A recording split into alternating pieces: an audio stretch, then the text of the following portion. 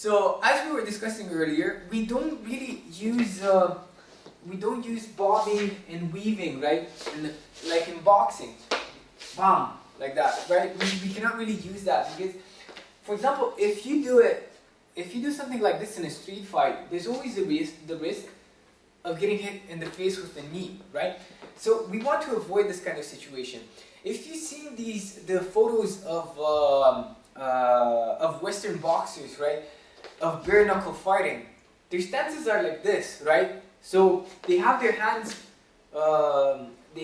in front of them to protect their faces, and their heads as far back as possible, right? So that they avoid getting hit in the head, right? So they can dodge like hooks.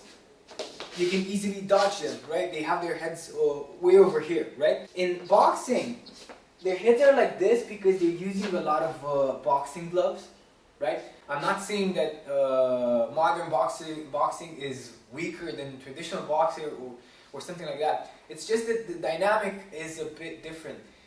I can afford getting hit in the face with a glove, with a boxing glove. I cannot afford getting hit in the face with a bare knuckle. If you get hit with a bare knuckle, your face immediately starts to swell, right? You get very easily cut, and you start to bleed or stuff like that. So we definitely want to avoid, Wing Chun being a street fighting martial art, we want to avoid getting hit in the head as much as possible. That's why we have our heads right in the back, right? We don't really lean into the fight, right? We don't want to lean into his range, right? Because you might get hit. So our bobbing and weaving in Wing Chun depends a lot from our footwork, because if we're in too close and he comes in with a hook or something like that, right? My dodging comes from my legs, right? Because I move my whole body, right? I want to move my whole body and then come in, right? So footwork is actually very, very important.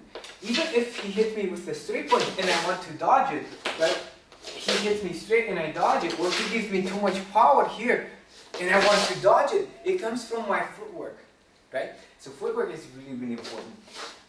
And basically, if you're not, I know, for me at least, this drill was the most boring and still continues to be the most boring and awful drill that I've ever done, right?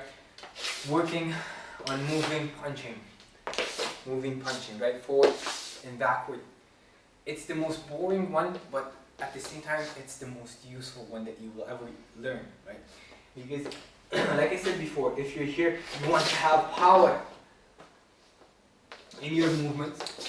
You want to have power in your movements, and you want to be fast in your dodges, right? And here, I have the distance, I'm controlling the distance, he comes in to hit me, I use my legs to complement my fighting. So, footwork is really, really important. We're going to show you how you can work on moving punching and not only make it stronger, but make your legs faster as well.